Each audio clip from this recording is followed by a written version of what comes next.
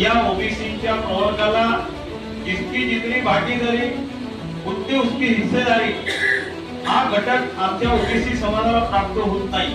म्हणून केंद्र सरकारला आमची मागणी आहे की त्यांनी येणाऱ्या या सेन्सेशन मध्ये, या जनगणनेमध्ये, जात न्याय जनगणनेमध्ये ओबीसी प्रवर्गाकरता जो कॉलम आहे, ज्या कॉलम मध्ये इतर एक कॉलम दिलेला आहे, त्या कॉलम मध्ये इतर न ठेवता ओबीसी समाजातील जी कोणती जात घटक त्याच्यामध्ये येत असेल भारतातील, त्या जात घटकेचा उल्लेख करून त्यांनी ओबीसी प्रवर्गातील लोकांना सामील करून घ्यावे, जेणेकरून ओबीसी वर्गांना काय, किती आणि कुठल्या प्रकारची आवश्यकता आहे याचं सुद्धा संशोधन करता येईल, म्हणजे सामाजिक दुरुस्ती करता येईल। आणि सामाजिक दुरुस्ती म्हणजे या ओबीसी वर्गाचा शैक्षणिक, आर्थिक आणि सामाजिक विकास साध्य होईल। याकरता ओबीसी प्रवर्गाची एक प्रखर मागणी ही प्रामुख्याने जात न्याय जनगणनेमध्ये ओबीसीचा रखाना असला पाहिजे, ही मागणी आमच्या ओबीसी वर्गासाठी सर्व शाखीय कुणबी ओबीसी वर्गांतर्फे करण्यात येतात।